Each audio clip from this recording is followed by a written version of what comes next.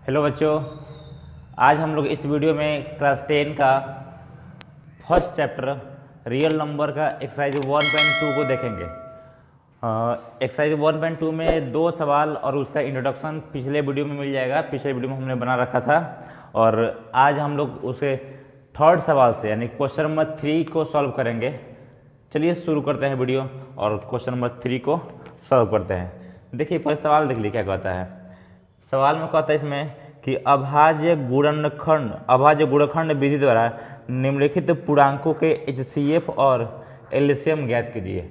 तो prime factorisation method से आप कुछ नंबर दिया गया है, उसका HCF और एलसीएम दोनों निकालना है, ज्ञात करना है। चलिए पहला सवाल उठाते हैं इसका, ठीक ना। पहला सवाल,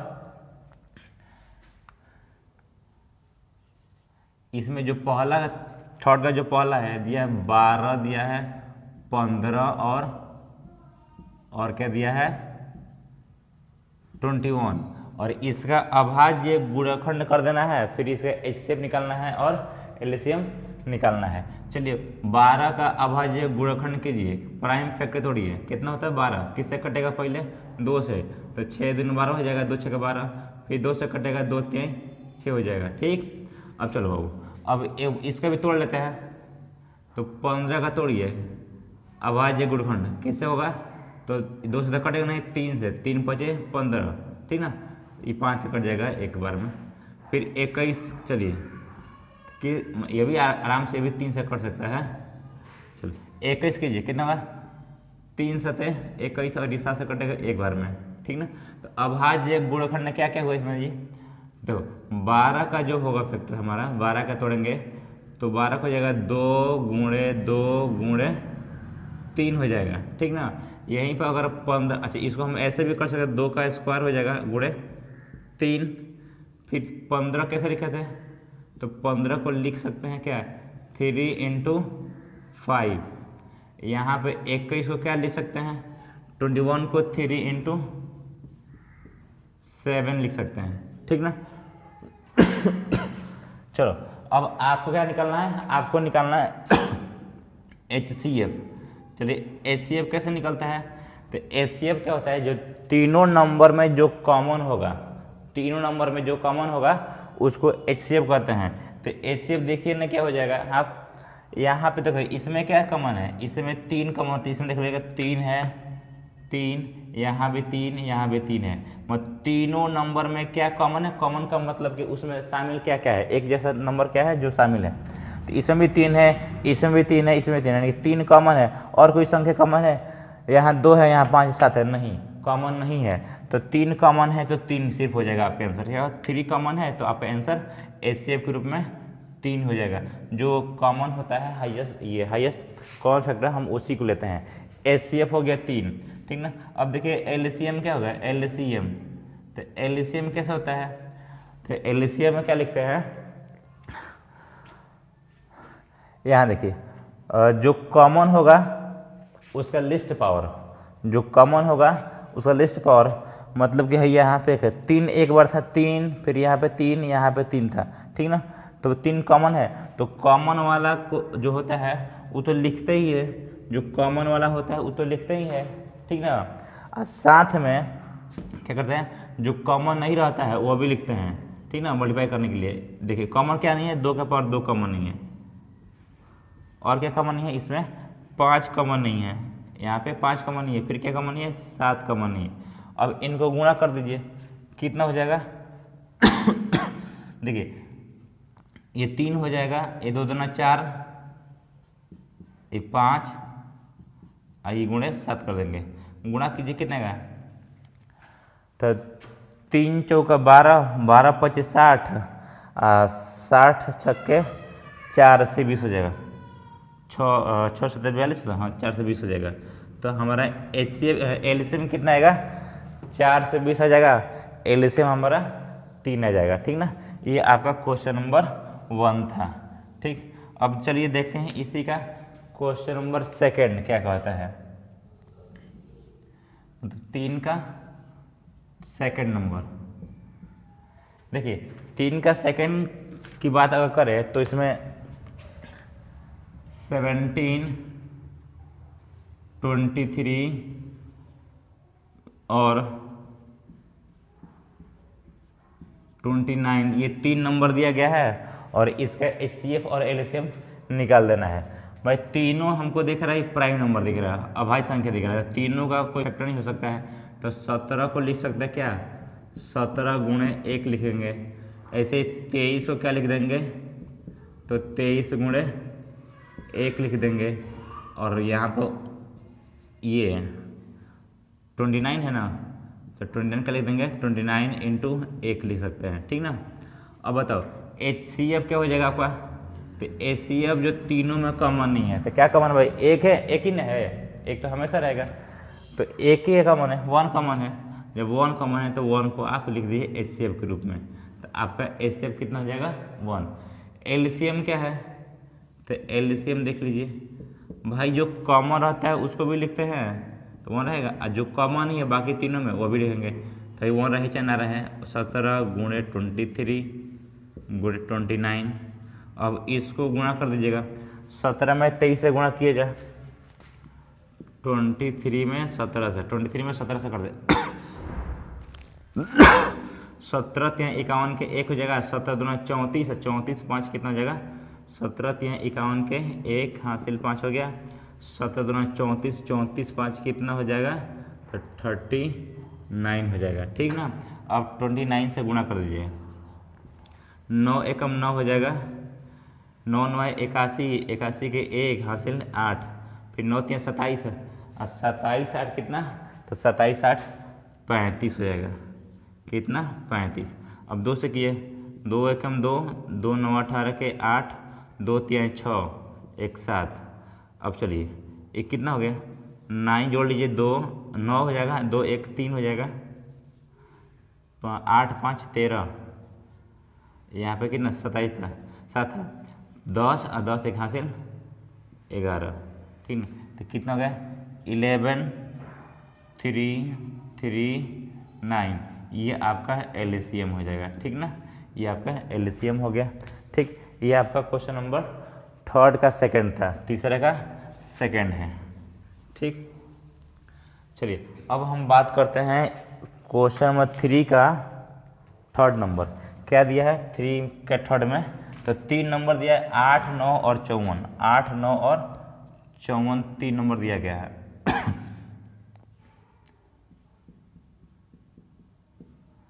8 9 और 54 दिया है, तो 8 को तोड़ लो बाबू, 8 तोड़िएगा तो कैसे टूटेगा, तो 2 चौका 8 हो जाएगा, फिर 2 दूना 4 हो जाएगा, इसमें 2 आएगा। 9 को तोड़ सकते हैं, कितना आएगा 3 इंटू 3 कर सकते हैं 9, और 54 को तोड़िए कितना आ जाएगा, तो यहाँ पर कर देंगे 27 दूना 54, फिर 3 कीजिए, 3 3 9 हो जाएगा, फिर 3 से 27 दूना 54 हो गया, फिर 3 9 27 हो गया, 3 3 9। तो अब क्या कर सकते हैं 8 को हम तो 2 गुणे 2 गुणे 2 कर सकते हैं, या इसका मतलब 2 के पावर 3 कर सकते हैं। और क्या 9 था, 9 को क्या कर सकते हैं, तो 3 इंटू 3, इसका मतलब 3 का स्क्वायर कर सकते हैं। और 54 को क्या कर सकते हैं, तो 2 इंटू 3 इंटू 3 इंटू 3 कर सकते हैं, 2 इंटू 3 इंटू 3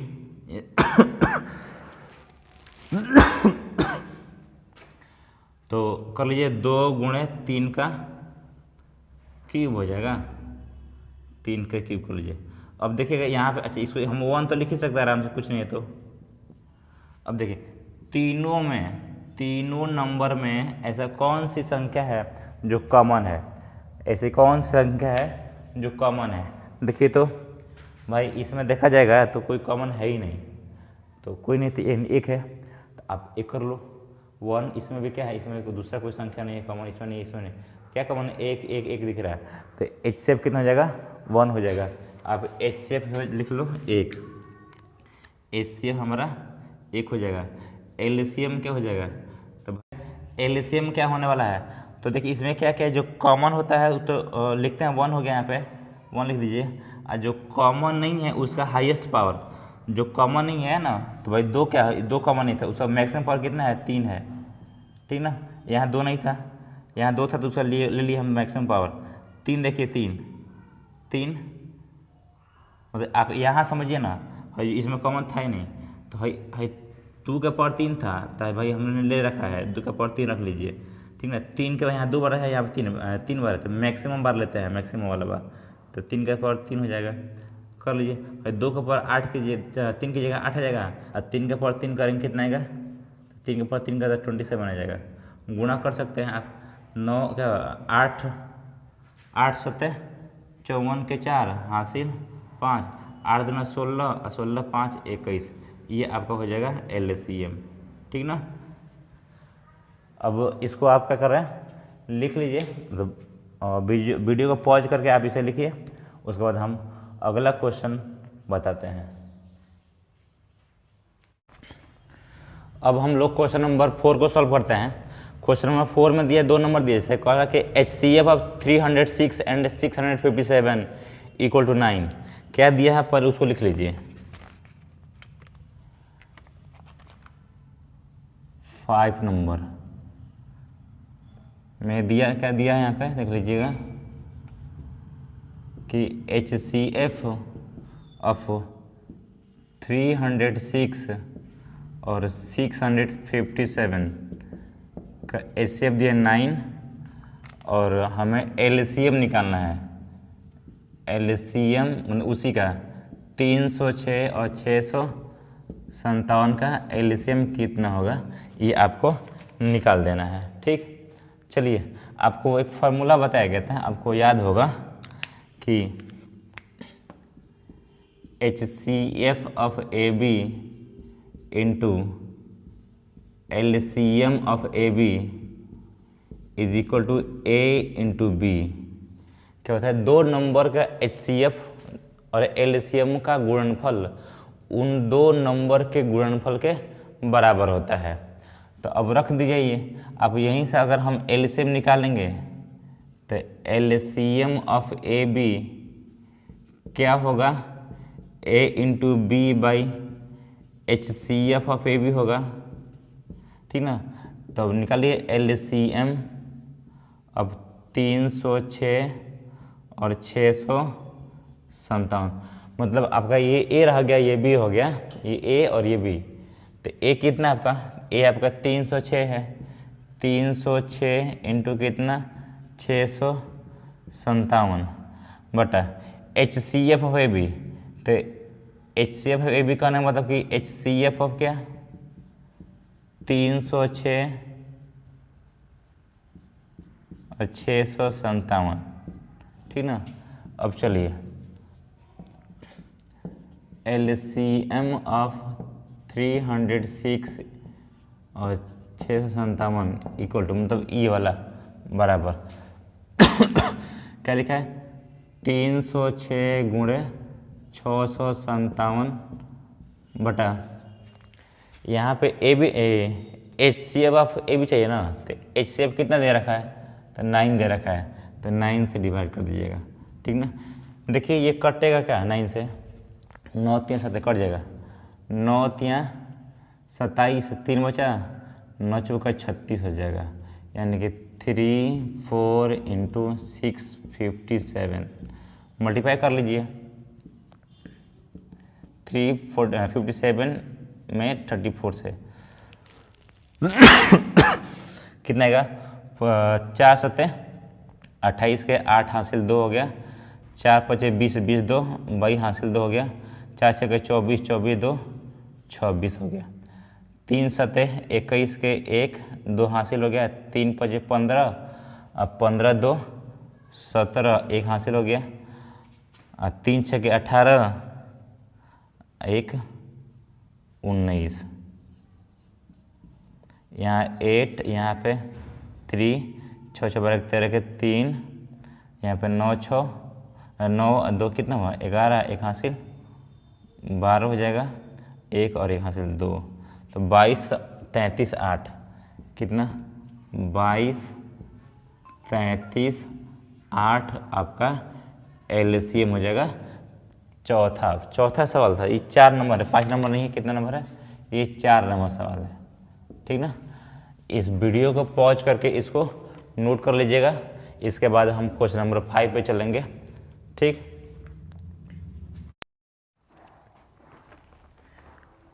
तो बच्चों अब हम क्वेश्चन नंबर 5 को सॉल्व करते हैं।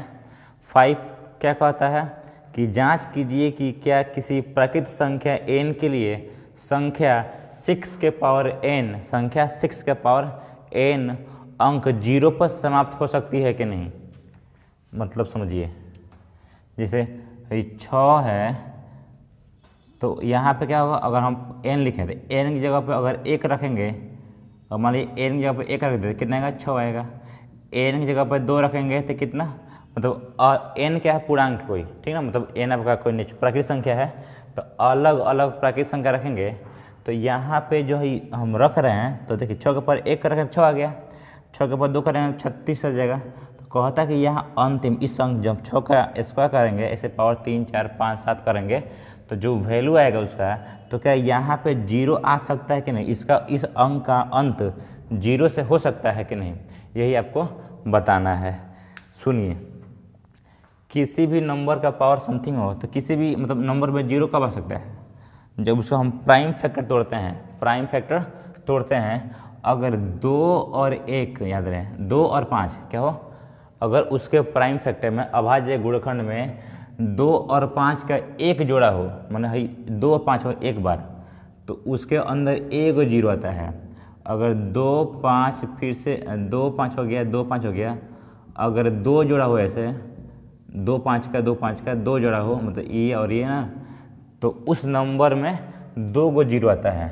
जैसे मान लीजिए अगर हम 300 लिखे हैं, तो 300 को जब तोड़ेंगे तो उसके अंदर जरूर और भी संख्या होगी, तो भले होगी चाहे ना होगी, लेकिन 2 बार 2 और 5 बार 2 बार 5 जरूर होगा।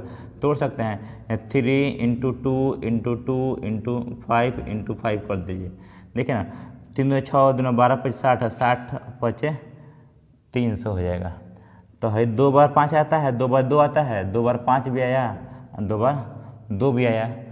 तो अगर एक संख्या मतलब जिस संख्या अंत में सिर्फ एक 0 होता है, तो उसके फैक्टर के अंदर जरूर 2 और 5 जरूर होगा, तब भी आता होगा। 2 को 0 रहेगा तो उसके अंदर 2 को 0, 2 को 2 और 2 5 जरूर होगा। तो कहता कि इसका जो अंत होगा क्या 6 के पावर हम n कर देंगे, निकाल देंगे वैल्यू, तो क्या उसका अंत 0 हो सकता है, मतलब लास्ट वाला अंक 0 हो सकते हैं, होगा कि नहीं होगा। तो सबसे क्लियर बात है कि हम उसका प्राइम फैक्टर निकालेंगे। अगर प्राइम फैक्टर में 2 और 5 दोनों साथ में है, तब समझेंगे कि वो उसका अंत हो जाएगा 2 से, 0 से।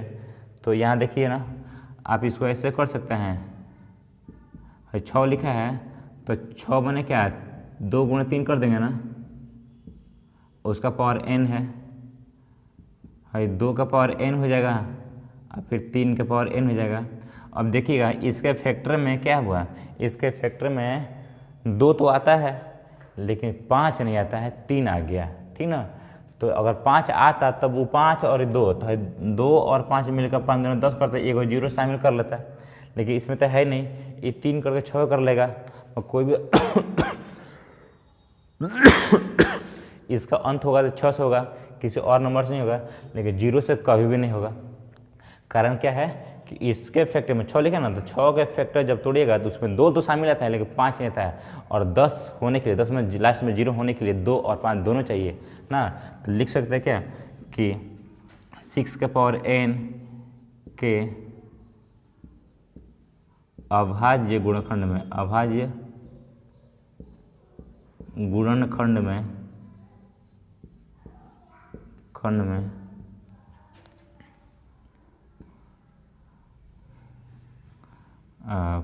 5 शामिल नहीं है, 5 शामिल नहीं है, चाहे 5 नहीं है, लेकिन डायरेक्ट गुणनखंड में 5 नहीं है ना भाई। 5 रहता तो 0 करता है, इसलिए 6 के पावर n अंक 0 से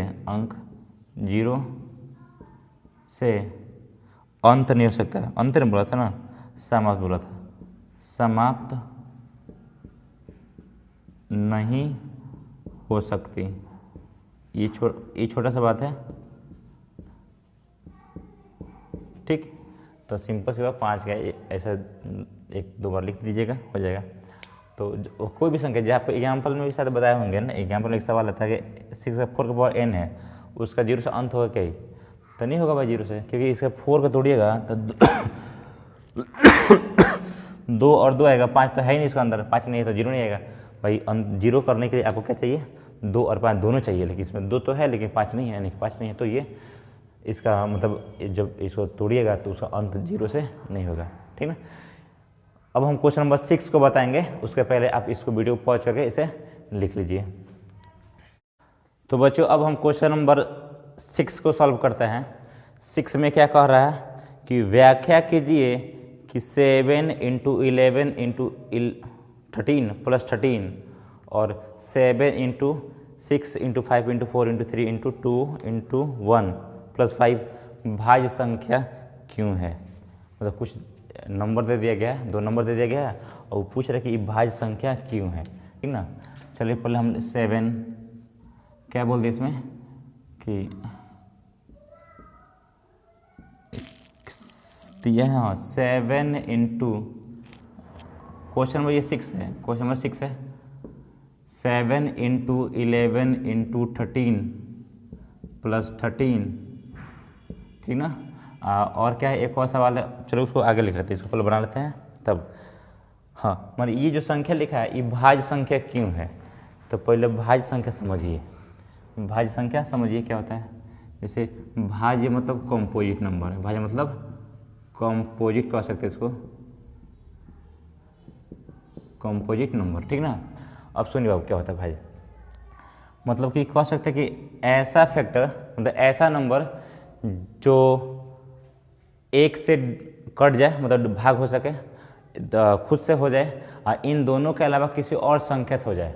मतलब कि जब किसी नंबर का, जब कोई नंबर 2 से अधिक संख्या से डिविजिबल हो जाती है, मतलब विभाजित हो जाती है, तब वह संख्या भाज्य संख्या कहलाती है, ठीक। मतलब कि कह सकते हैं कि ऐसा नंबर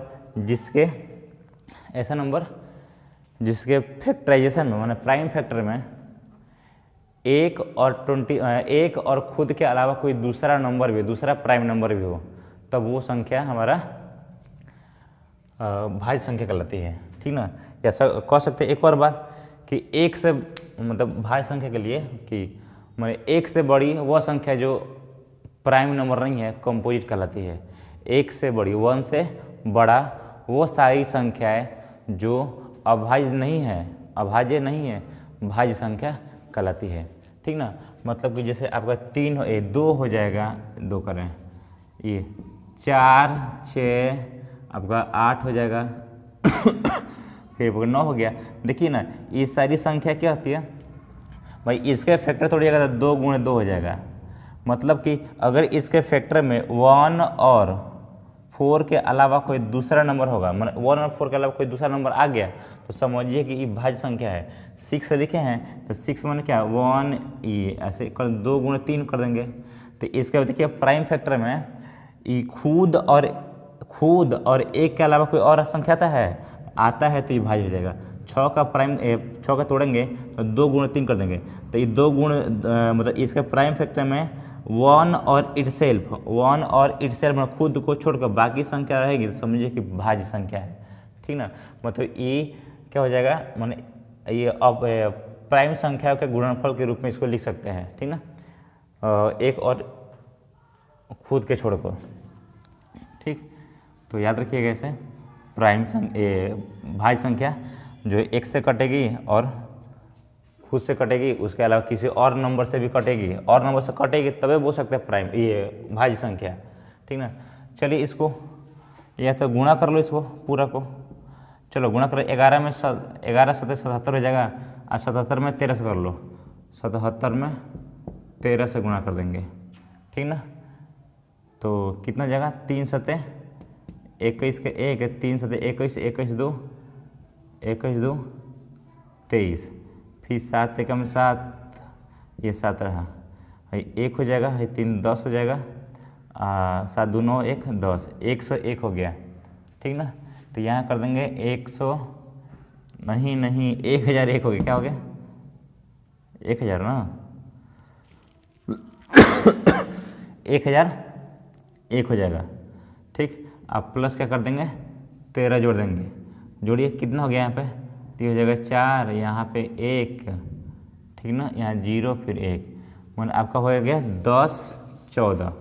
अब चलिए 10 14 को थोड़ा तोड़िए तो उसको प्राइम फैक्टर 10 14 को तो तोड़ेंगे क्या हो जाएगा, 2 से कटेगा, आराम से कटेगा, तो 2 5 10 हो जाएगा, यहाँ पे 7 हो जाएगा। ठीक ना, अब देखिए आगे नहीं भी कीजिएगा तो समझ में आ जाएगा कि 2 गुण इतना है ना, तो जो संख्या है 10 14, तो इसके फैक्टर में 2 आता है, 5 7 आता है, 10 14 आता है, 10 14 और 1 के अलावा तो ज्ञाता ही है ना, चाहे हालांकि और काट दो 3 से, कितना 3 2 3 एकम 3 हो जाएगा, यहाँ 2 बचा, 3 6 18 हो जाएगा, 3 6 18 3 9 27, फिर 13 गुणे 13 कर सकते हैं, मतलब क्या हो गया यहाँ पे 2 × 3 × 13 × 13, ठीक ना, मतलब कि जो दी गई संख्या है ना, दी गई संख्या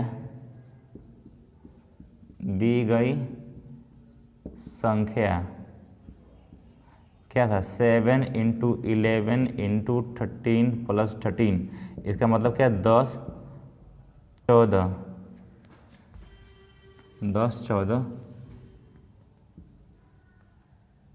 को 10 14 को क्या 2 से अधिक, देख लो यहाँ पे 2 से अधिक प्राइम नंबर तोड़ दिया ना जी, हाँ 10 14 को विभिन्न लेते हैं, विभिन्न अभाज्य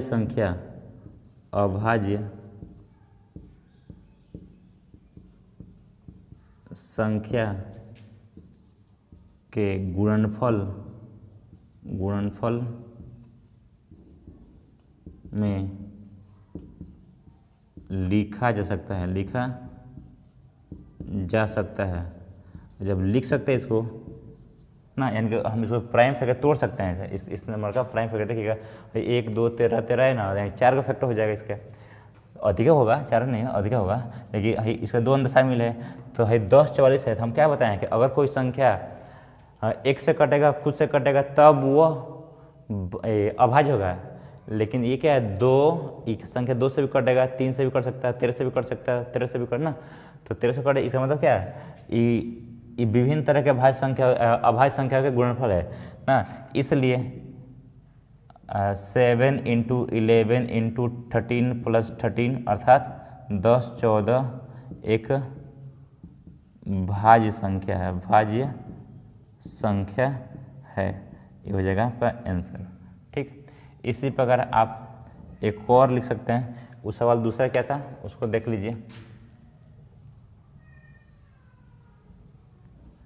देखिए सेकेंड का था इसमें, उसी में मतलब एक और बात 7 × 6 × 5 × 4 × 3 × 2, 7 × 6 × 5 × 4 3 2 × 1 प्लस क्या है, प्लस में 5 है, तो क्या इसको भी हम लोग प्राइम फैक्टर के रूप में तोड़ सकते हैं कि नहीं। देखिए प्लस है ना, डायरेक्ट आपको ऐड नहीं कर देना है, इसमें हमने ऐड नहीं करा था, पहले गुणा करते हैं, बोर्ड मास आता है, बोर्ड मास में क्या होता है, पहले मल्टीप्लाई होता है तब एडिशन होता है, तो मल्टीप्लाई कर लीजिए तब ऐड कीजिएगा।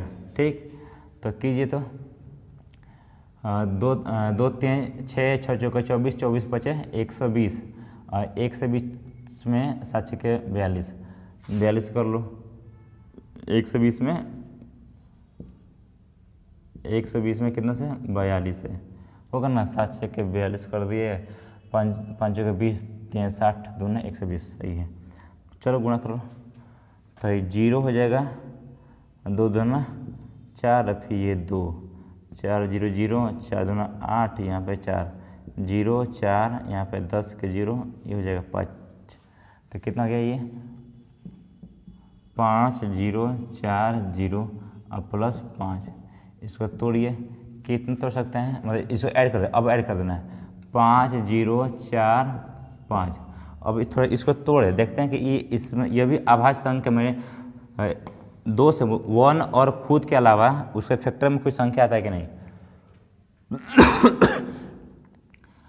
तो तोड़िएगा आराम से, कितना हो जाएगा 5 से कर दें, 5 से कटाइए तो 5 एकम 5, यहाँ पे हो जाएगा 0, 5 9 45 हो जाएगा। अब किससे कटेगा, हाँ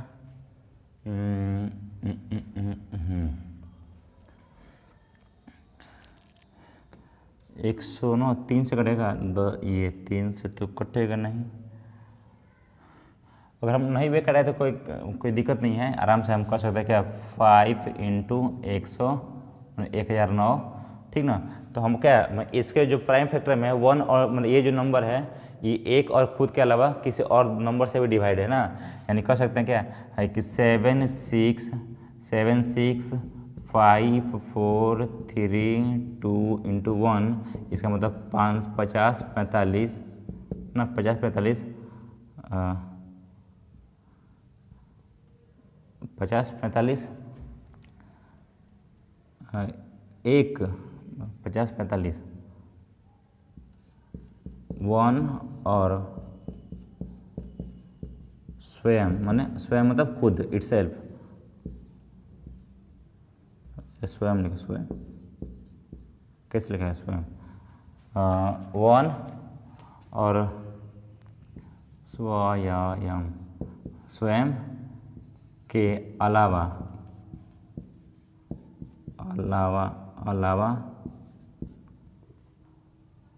5 और इतना से विभाजित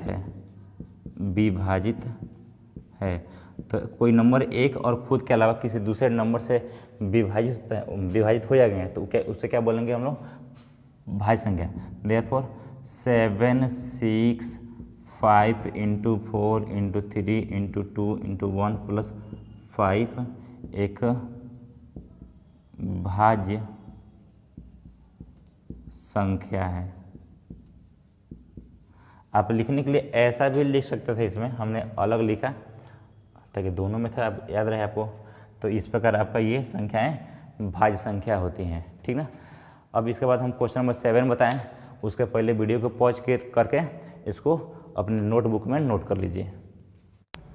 तो बच्चों अब हम क्वेश्चन नंबर 7 पे चलते हैं। 7 में देखिए क्या कहता है, कह रहा है किसी खेल के मैदान के चारों ओर एक वृत्ताकार पथ है।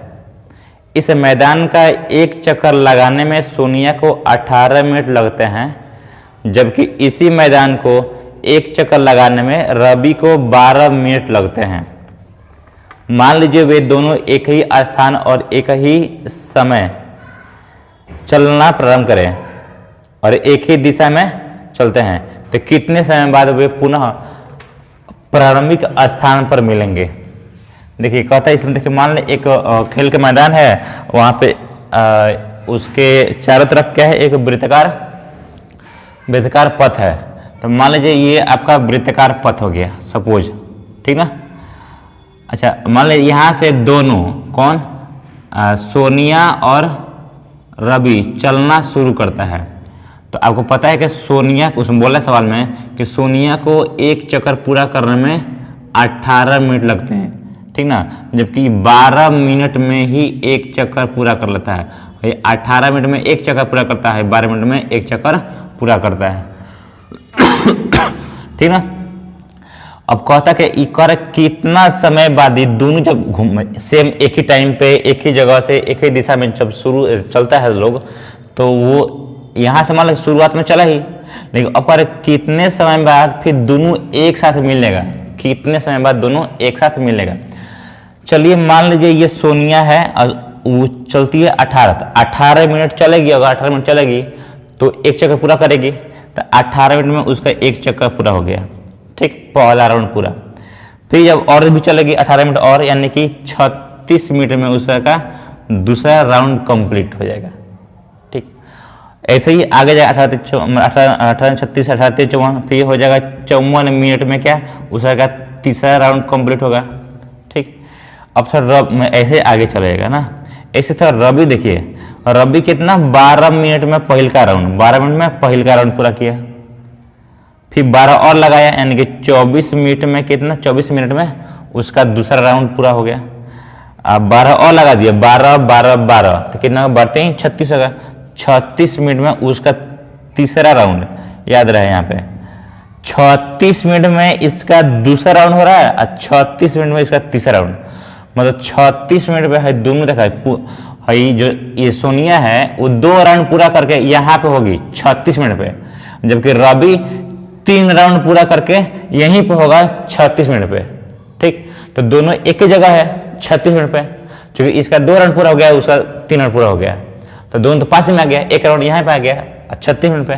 तो यही ना है, ये 36 है, ये 36 है। तो ये हम क्या देख रहे हैं, और भी आगे जाएगा तो हम देख रहे हैं कि सोनिया और रवि जो का स्पीड जो था उसका जो सबसे कम कॉमन मल्टीपल है, भाई 36 है, ये 36 है, और भी आ सकता है, और भी मिल सकते एक साथ ना, यानी 72 पर भी हो सकता है, 72 पर भी मिल जाए, ठीक ना, लेकिन 36 पर मिलते हैं तो सबसे कम वाला निकालना है, सबसे कम पहले कम मिलते हैं तो 36 मिनट पे। तो कैसे निकलेगा भाई, देखो 18 और 12 का देखो लिस्ट कॉमन मल्टीपल निकाल देते हैं, मैं सबसे लघुत्तम मतलब लिस्ट कॉमन मल्टीपल समझिए, ये निकल गया, मैंने कि 18 और 12 में सबसे कम मल्टीपल क्या है, सबसे कम कॉमन मल्टीपल क्या है, 36 है, तो यही हमारा 36 मिनट पर ही मिल जाएंगे ना, दोनों 36 मिनट में मिल जाएगा। अब थोड़ा सा इसको लिख लीजिए, क्या था, सोनिया थी, तो सोनिया को एक चक्कर में लगा समय कितना है, तो 18 मिनट है। उसी प्रकार रवि भाई को एक चक्कर में कितना समय लग रहा है, 12 मिनट। तो हमें क्या निकालना पड़ेगा, उसका एलसीएम। तो आप एलसीएम निकाल दीजिएगा, यहाँ पे एलसीएम निकालिए, कितना हो जाएगा, 18 और 12 का एलसीएम, 18 12 का एलसीएम निकाल दीजिए। चलिए निकालते हैं। तो ये 18 कैसा, 18 तोड़िएगा तो 3 ये 2 हो जाएगा, पहले 2 गुणे 3 गुणे 3 हो जाएगा, यानी कि 2 गुणे 3 का पर 2, यहाँ पे 12 हो जाएगा। 12 में 2 दूना 4, 2 4 3 12, यानी कि 2 का स्क्वायर गुणे 3 का पर 1, ठीक ना। चलिए अब निकालिए एलसीएम। एलसीएम कैसे निकलता है, जो कॉमन है ना, मतलब यहाँ पे तो भाई कॉमन है, तो कॉमन है वो लिखिएगा, मतलब कॉमन है उसका सबसे कम पावर लिखिएगा, तब तो हमारा एचसीएफ हो जाएगा। लेकिन एलसीएम क्या है, तो मान लो जो कॉमन है तो उसका सबसे मैक्सिमम पावर लिखा जाता है ना। माने कि लिख सकते क्या, कॉमन संख्या का मैक्सिमम पावर वाला मैक्सिमम पावर वाला संख्याओं का प्रोडक्ट, संख्याओं का गुणनफल। तो कितना है, 2 का पावर तो 2 हो जाए, 2 कॉमन है, उसका मैक्सिमम पावर कितना है, 2 है, और 3 कॉमन है, 3 का मैक्सिमम पावर भी 2 है, तो 2 दूना 4 हो जाएगा, और 3 का 100 कीजिए तो 9 हो जाएगा, तो 9 चौका 36 मिनट, ये आपका 36 मिनट ही आंसर होगा। यहाँ लिख सकते हैं 36 मिनट, यानी कि ये क्या नाम था कि अतः दोनों 36 मिनट बाद पुनः प्रारंभिक स्थान